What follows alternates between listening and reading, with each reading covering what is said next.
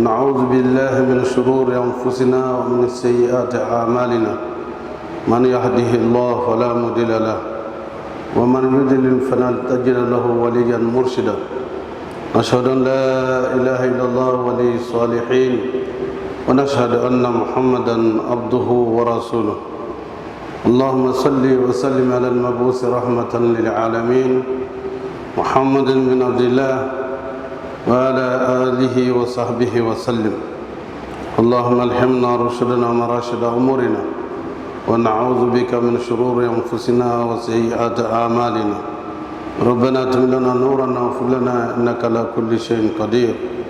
Chers frères et sœurs, Allah subhanahu wa ta'ala nous invite dans le Coran et il nous dit Bismillahir Rahmanir Rahim wa zakir fa inna zikra tanfa'ul mu'minin.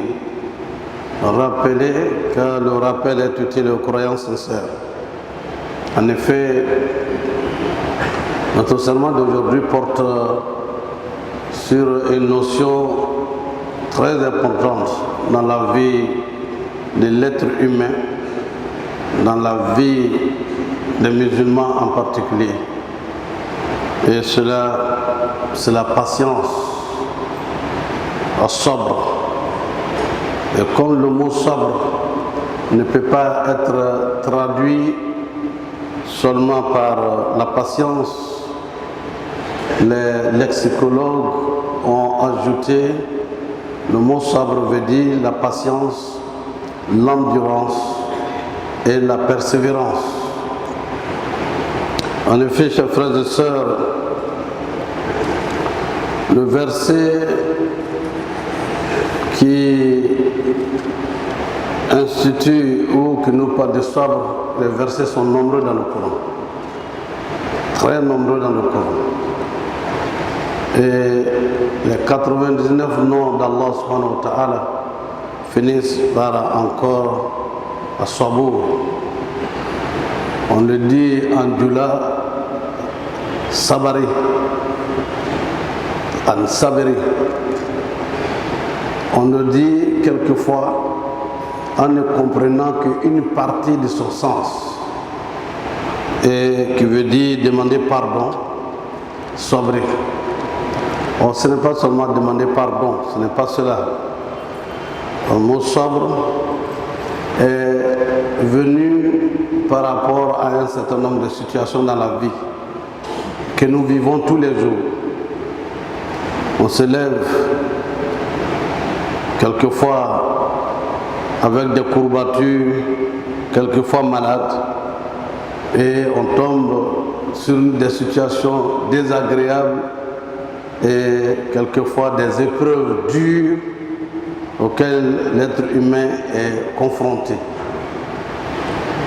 On peut également, dans différentes situations, être confronté à des éléments face auxquels on doit adopter une attitude responsable. C'est pour cela que le mot sabre est une notion dans le Coran qui qualifie les messagers qui nous ont précédés dans l'au-delà, les envoyés, les hommes de Dieu, les vertueux serviteurs d'Allah.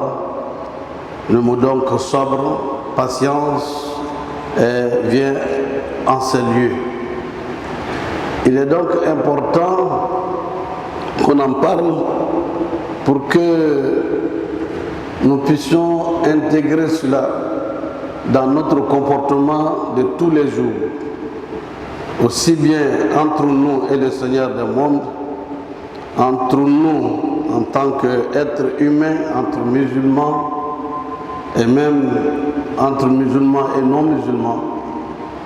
Dans la vie humaine, il y a beaucoup de choses qui se passent, beaucoup d'épreuves que nous traversons, et ces épreuves, c'est par la patience, l'endurance, la persévérance que l'on arrive à obtenir ce qu'on veut de la part du Seigneur du monde, et ce que nous avons également qui nous permettent de monter en grade.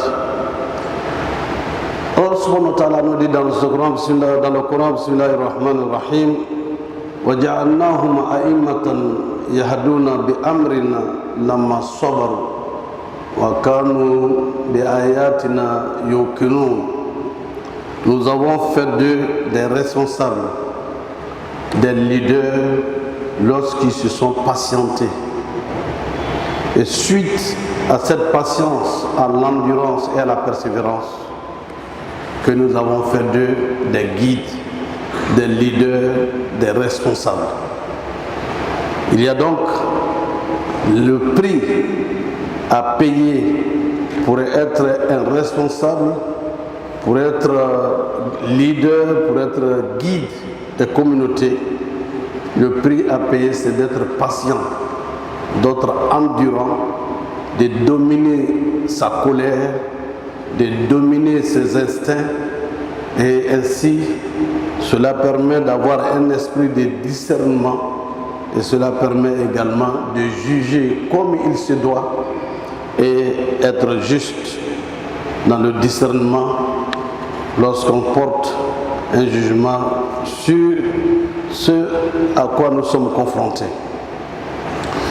Allah subhanahu wa ta'ala nous dira encore, Bismillahir Rahmanir Rahim, وَلَنَبْلُوَنَّكُمْ حَتَّى نَعْلَمَ الْمُجَاهِدِينَ مِنْكُمْ وَالصَّابِرِينَ وَنَبْلُوَ الْأَخْبَارَكُمْ. Nous vous éprouverons certes, afin de distinguer ceux d'entre vous qui luttent pour la cause d'Allah et qui endurent, afin d'éprouver, pour faire apparaître les vrais caractères qui vous habitent. Effectivement, c'est dans la difficulté que l'on sait réellement qui est endurant, qui est persévérant, qui est sincère dans sa foi et qui ne l'est pas. C'est ça que Allah subhanahu wa ta'ala nous invite à hasiba an-nas an yutraku an yaqulu amanna wa hum la yuftanun wa laqad fatanna alladhina min qablihim wa la ya'lamanna alladhina sadaqu wa la ya'lamanna al-kadhibin. Les hommes, les femmes croient qu'il suffit de dire qu'ils sont croyants, qu'ils sont musulmans, sans être éprouvés.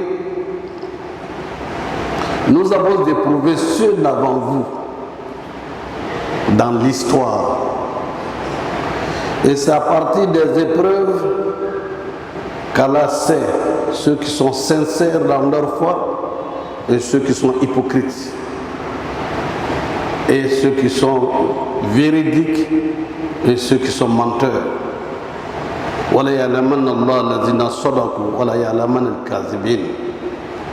Il y a donc matière à réflexion ici.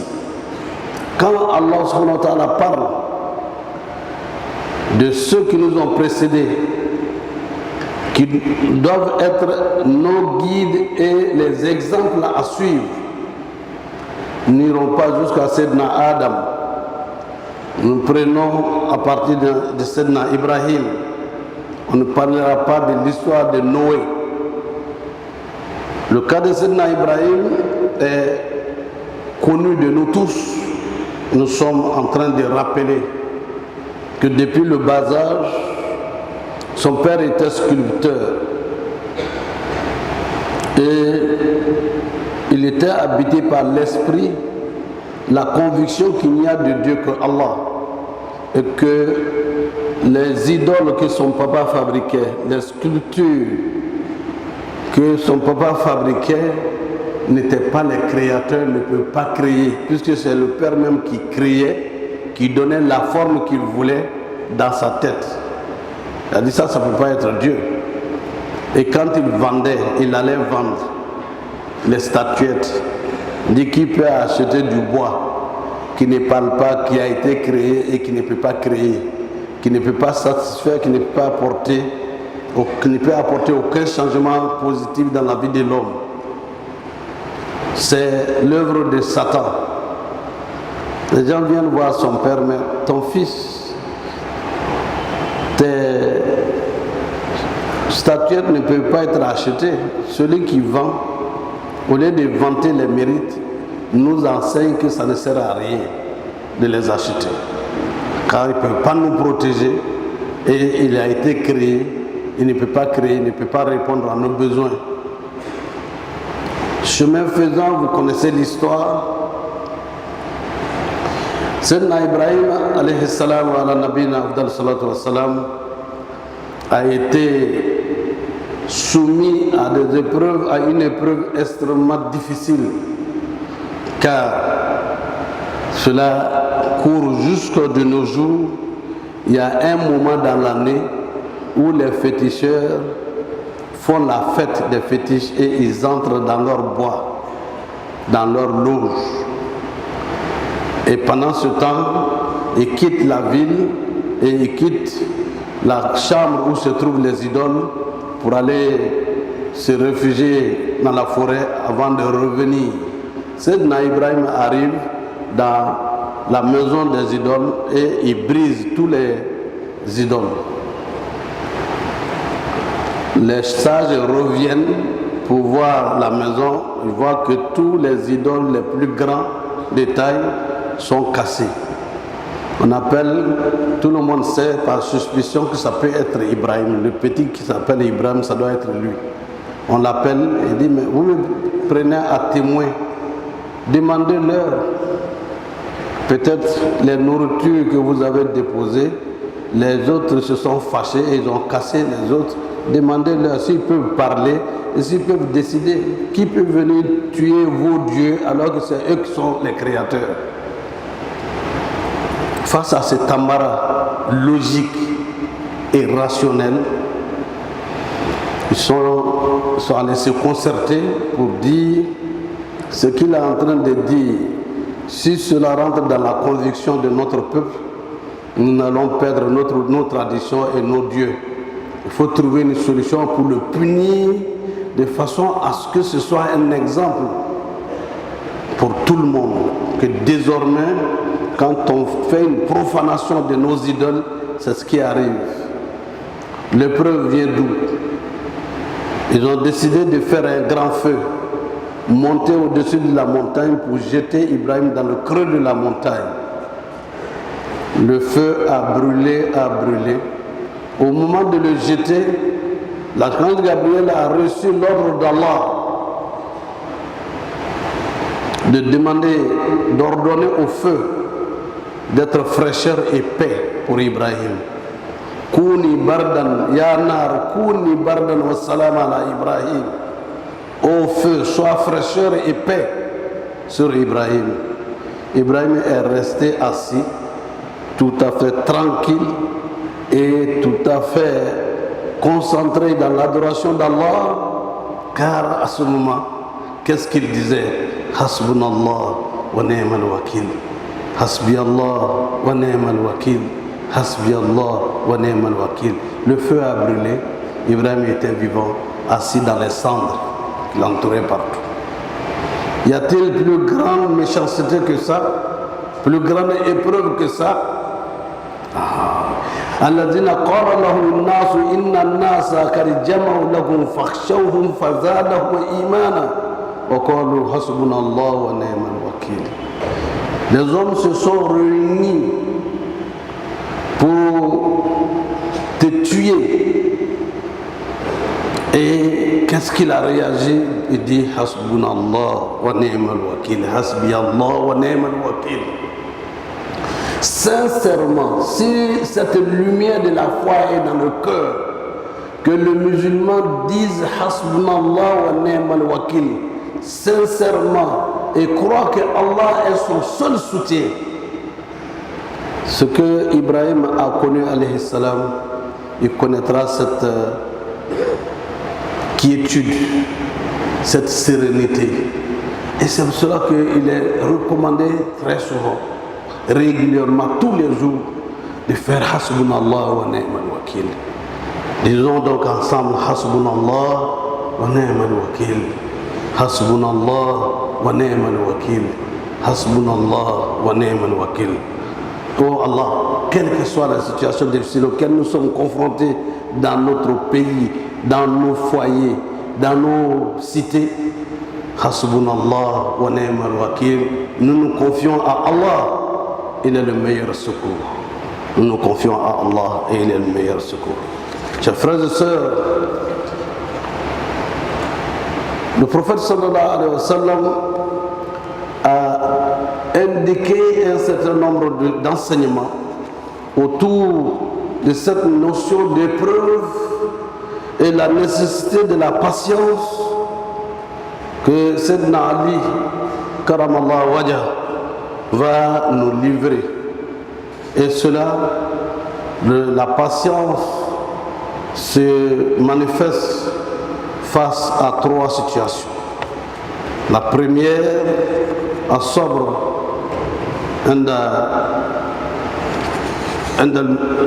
عند المعصية. La patience fait ibadatillah, la patience dans l'adoration d'Allah subhanahu wa ta'ala. Et quelle est cette patience, chers frères et sœurs? Cette patience, vous le savez très bien, nous prions régulièrement. La patience fi ibadatillah, dans les œuvres d'adoration d'Allah. Vous pouvez être assis. Si la foi n'éclaire pas le cœur et si les cœurs ne sont pas réveillés, s'il n'y a pas une maladie de l'âme, s'il y a une maladie de l'âme, qu'est-ce qui arrive? Le muezzin appelle et on est assis, on ne fait rien, on dit est-ce qu'il est l'heure? Ah non, il n'est pas encore là, ça peut aller. Est-ce que l'imam a fini le sermon à quel moment? Non, il a encore fait, c'est à partir de 20 qu'il va finir. Donc on peut continuer, on a continué. On va aller prier puis revenir vite. Parce que le cœur est quelque peu malade. Et c'est ce qu'on appelle la patience dans les actes d'adoration. Et celui qui, lorsqu'il entend l'appel à la prière, Allahu Akbar, tout de suite, il a compris qu'Allah est plus grand que sa plume et le travail qu'il est en train de faire. Allah est plus grand que son commerce qu'il est en train de faire. Il a même des clients, des choses. On le voit la manifestation à la Mecque. Dès qu'on entend Allahu Akbar, les gens tirent un rideau. Tout s'arrête. Et les gens face à eux, il a zikrillah. Allah a dit, allez rapidement à la prière. Il laisse tout. Et les autres, ils sont assis au kiosque, ils entendent Allahu Akbar. Il y en a qui disent on va prier pour nous après, on va se réunir ensemble, on va faire pour nous après. Parce que les cœurs sont malades. C'est pourquoi la patience dans les actes d'adoration. Prenez après la prière, ou même encore la prière, les gens restent, ils ont entendu la prière à 4h30. Et il n'est pas encore 4h30, j'ai encore 30 minutes pour dormir un peu. Il attend encore. Non, c'est comme c'est à 5h25, bon, j'ai encore un petit bout de temps.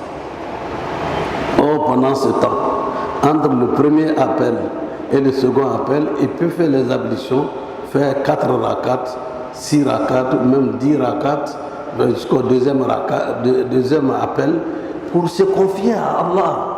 Mais cette maladie du cœur aidant, le manque de patience dans l'acte d'adoration, je crois qu'il a encore le temps, il peut dormir. Et il reste là pour se réveiller à 6 heures, pour dire j'aurais dû me réveiller à temps et je vais prier à quel moment. Ça également, on dit, c'est patienter dans les actes d'adoration.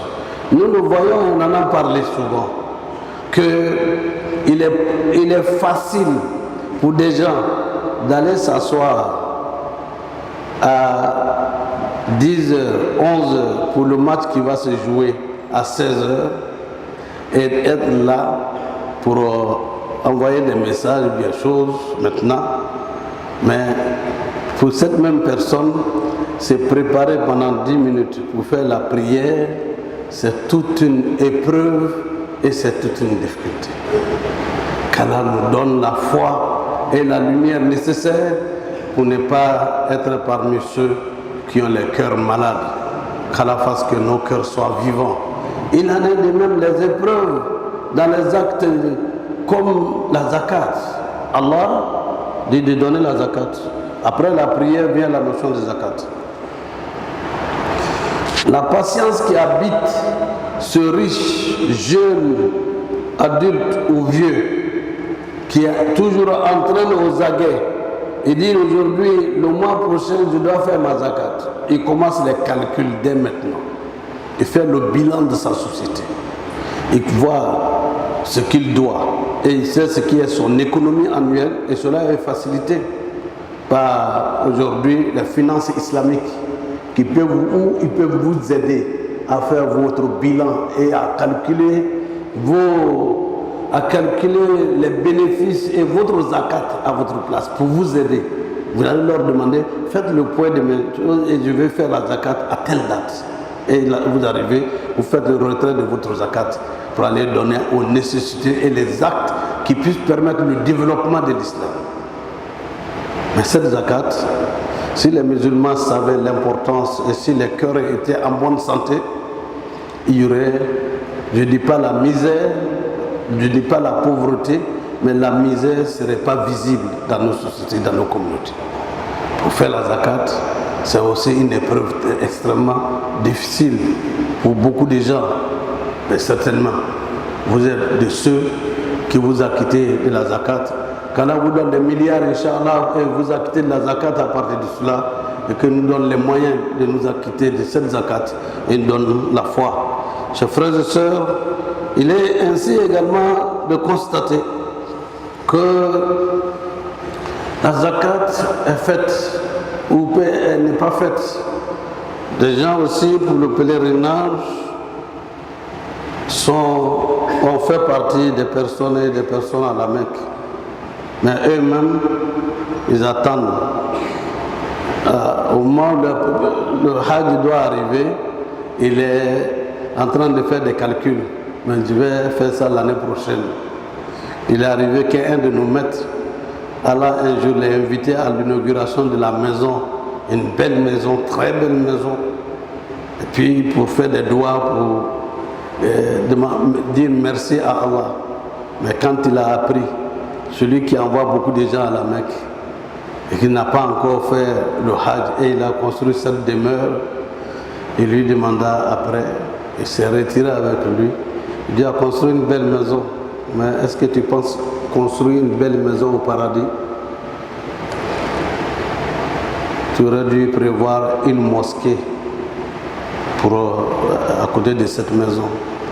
Tu n'as pas encore fait le Hajj, même si tu construis tout et que tu n'as pas fait le Hajj et que tu meurs dans ça, tu pars perdant dans ce monde d'ici-bas et dans l'au-delà.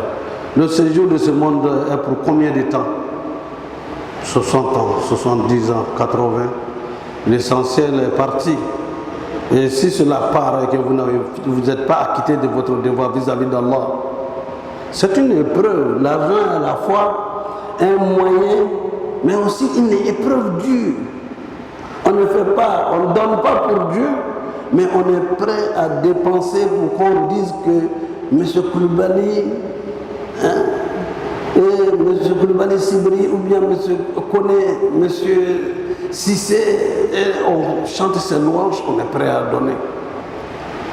Mais il est là également qui donne des millions sans qu'on sache ce qu'il veut.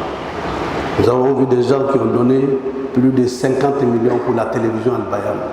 Il y en a qui ont donné 100 millions pour la télévision Al-Bayan. Il y a une seule personne qui a construit la radio, 200 millions qu'il a donné. Si on ne dit pas le nom, lui-même il n'arrive jamais à la radio. Il dit: j'ai fait ça pour que mes parents qui sont décédés et mon premier fils, que Dieu fasse que ce soit un virement pour eux dans l'au-delà. Chers frères et sœurs, c'est ce qu'on appelle ceux qui combattent leur âme pour plaire à Allah et faire des virements dans l'au-delà. Ainsi, il y a la lutte qui est également un autre volet qui est à sobre la patience dans les actes de désobéissance à Allah. C'est une lutte contre les effets pervers de l'âme.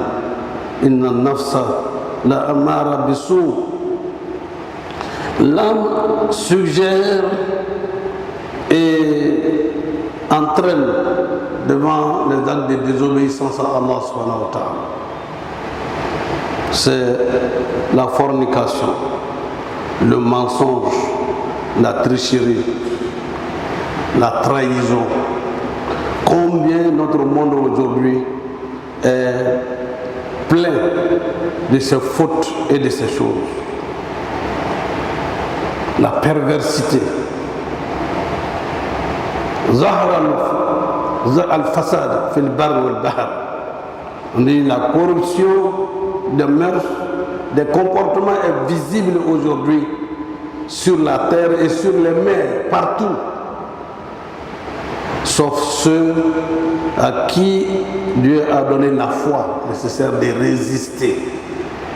Jeunes gens, je ne suis pas encore marié, mais j'ai un enfant. Je ne suis pas marié, j'ai 2 enfants.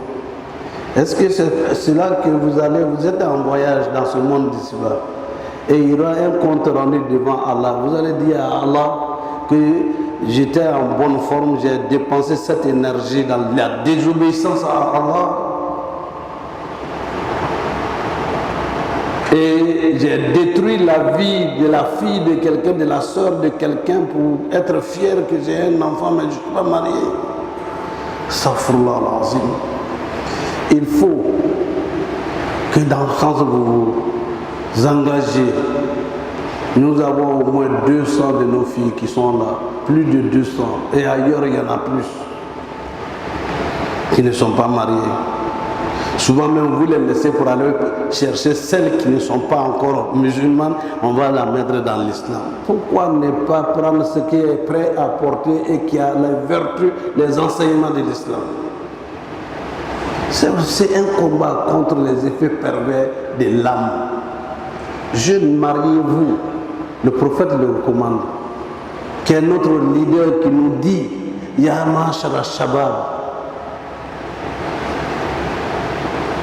Ya ma'ashara shabab. Il dit oh chers jeunes, man istata'a minkum ba'ata falyatazawwaj. Celui qui a les moyens de se marier, qu'il se marie. Cela est bien meilleur pour son regard et bien meilleur pour sa partie intime. Être agréable à Dieu, avoir des enfants à un âge où vous pouvez les éduquer, vous pouvez les éduquer.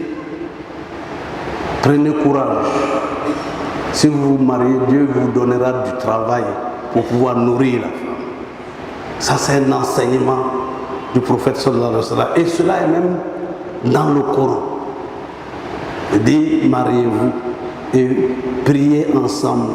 Avec la prière, Dieu vous enlèvera le souci des moyens de subsistance. Il vous aidera, vous donnera les moyens de vous nourrir et nourrir votre famille. Donc nous vous attendons à la mosquée.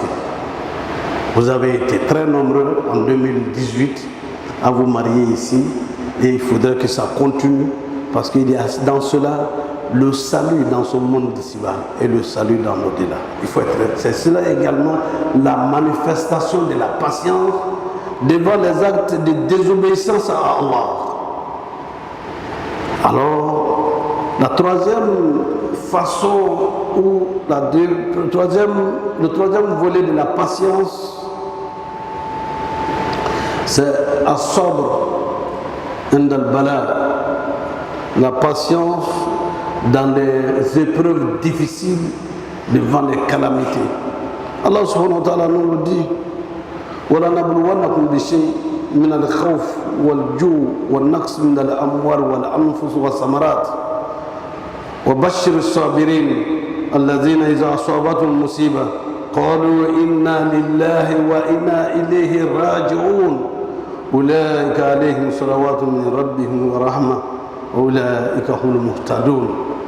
Vous voulez être parmi les guidés? Allah subhanahu wa ta'ala nous annonce, nous allons vous éprouver un temps soit peu par la peur. Nous savons que la peur habite beaucoup de gens aujourd'hui. tel changement peut se produire dans les choses, les gens ont peur. Or, Allah subhanahu wa ta'ala annonce la bonne nouvelle à ceux qui sont patients devant les difficultés et les épreuves, pour être plus guidés et mieux guidés par Allah subhanahu wa ta'ala. Face à Allah, que nous soyons résistants devant les épreuves dures et que nous ayons la foi de contenir, Inch'Allah, les difficultés auxquelles nous sommes confrontés. Et cela parce que tous les troubles de comportement viennent devant les épreuves. Il n'est pas rare d'entendre des gens, lorsqu'ils perdent une personne, disent: ah, notre argent est parti, notre maison est tombée, le baobab est tombé, et ce chose. Il ne faut pas se maudire, ça c'est des malédictions, c'est comme si Allah n'existait plus et on n'a donc pas d'espoir. Allah est là. وبشر الصابرين الذين إذا أصابتهم مصيبة قالوا إنا لله وإنا إليه راجعون. S'il vous arrive une épreuve difficile, donnez tout à Allah. Allah vous retourne cela par une quiétude intérieure et vous donne la force de résister et de dépasser ces épreuves et être heureux et atteindre l'objectif que vous visez dans votre vie. Mais devant un petit choc, on va voir ce qu'on appelle les devins, je ne dis pas marabouts. On va voir les géomanciens, on va voir les dozos, on va voir les féticheurs. Et on est devant sa bougie allumée pour lire des paroles kabbalistiques en relation avec un maître quelque part. Y a-t-il un autre maître plus grand que le créateur de monde, Allah? L'omniscient, l'omnipotent, sans égal. Hasbunallah wa ni'mal wakil. Hasbunallah wa ni'mal wakil. Hasbunallah wa ni'mal wakil. Chers frères et sœurs, devant les difficultés, c'est comme si Allah voulant vous faire grandir, il vous soumet à des épreuves, comme le forgeron qui veut changer la forme de l'or ou bien des choses. Qu'est-ce qu'il fait? Il met dans le feu. Le feu brûle et incandescent, il met dans l'eau froide. Allah, après les épreuves, il vous introduit dans la fraîcheur et dans la béatitude pour mieux continuer votre mission dans ce monde d'ici-bas et avoir le meilleur salaire dans l'au-delà, chers frères et sœurs. Cette partie, elle est une partie extrêmement importante parce que ça fait partie de la vie de tous les jours. Les épreuves, une fois que vous franchissez une, il y en a une autre qui se dresse devant vous, mais cela fait partie, je le dis, وَجَعَلْنَاهُمْ أَئِمَّةً يَهْدُونَ بِأَمْرِنَا لَمَّا صَبَرُوا وَكَانُوا بِآيَاتِنَا يُوقِنُونَ. Cela, c'est pour nous former. Également, les épreuves sont faites pour que nos péchés soient pardonnés par Allah subhanahu wa ta'ala. Mais celui qui fléchit devant les épreuves ne peut pas avancer. La charge spirituelle et la lumière d'Allah dans la foi permet à un pieux, à un homme qui craint Allah et qui est accroché à lui, d'être juste et d'être capable d'affronter toutes les difficultés auxquelles il est confronté. Qu'Allah nous accorde la foi, Inch'Allah. وَمَنْ يَتَقِ اللَّهَ يَجْعَلْ لَهُ مَخْرَجًا وَيَرْزُقْهُ مِنْ حَيْثُ لَا يَحْتَسِبُ. Celui qui craint Allah d'une crainte sincère, Allah lui donne une porte de sortie à toutes les difficultés auxquelles il est confronté et il lui trouve le bonheur d'une direction qu'il n'avait jamais escomptée. Face à Allah, qu'il soit ainsi pour nous, qu'il nous guide dans le droit chemin, qu'il nous guide dans le chemin de ceux qu'il a comblés de ses bienfaits. وقولي قولي هذا واستغفر الله لي ولكم ولسائر المسلمين من كل ذنب فاستغفروه إنه هو الغفور الرحيم. آمين. ثم الصلاة والسلام على أشرف الأنبياء والمرسلين محمد بن عبد الله وعلى آله وصحبه وسلم. Dear brothers and sisters, Allah subhanahu wa ta'ala created mankind, and throughout our lives Allah subhanahu wa ta'ala submit every one of us to an exam.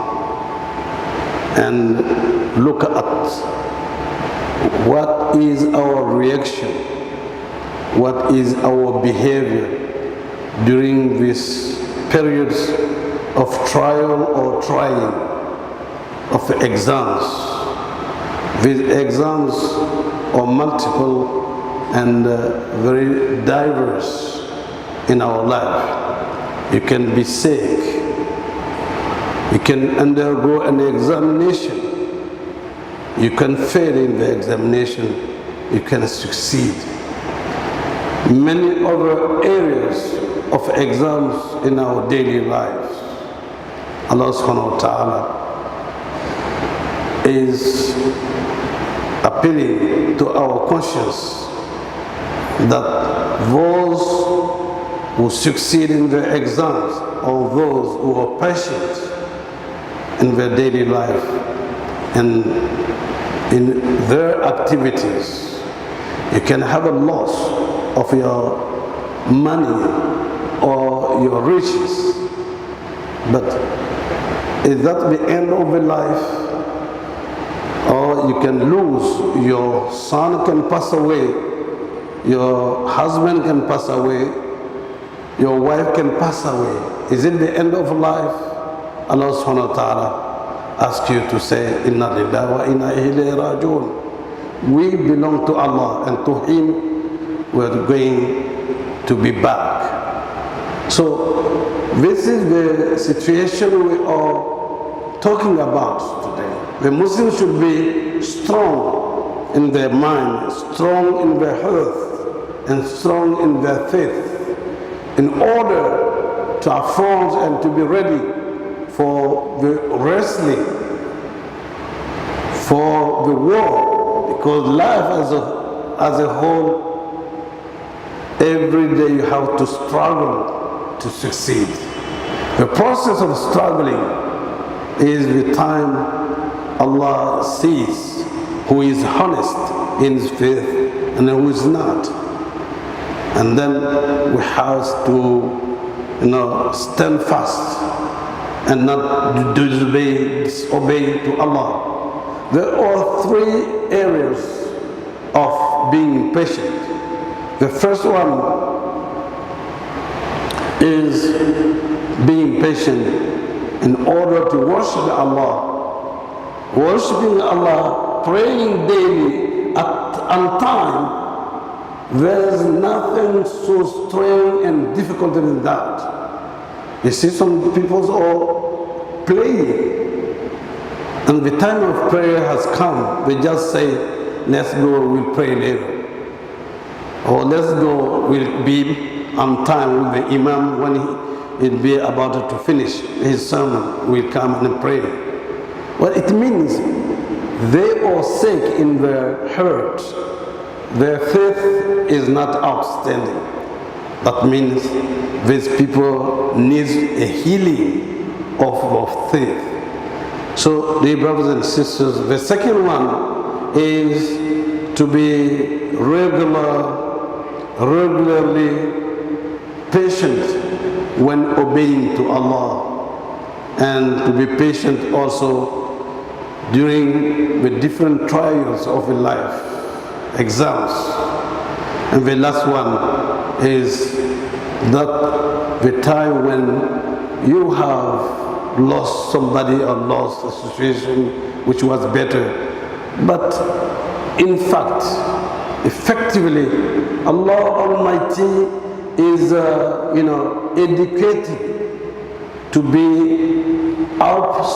springing to be better and better. The trial of the Muslims is to be more and stronger, so that to face the difficulties of the life. So we pray to Allah to give us a strong iman, so that to be facing the different difficulties and trials we're facing in our times or in our daily life, inshallah.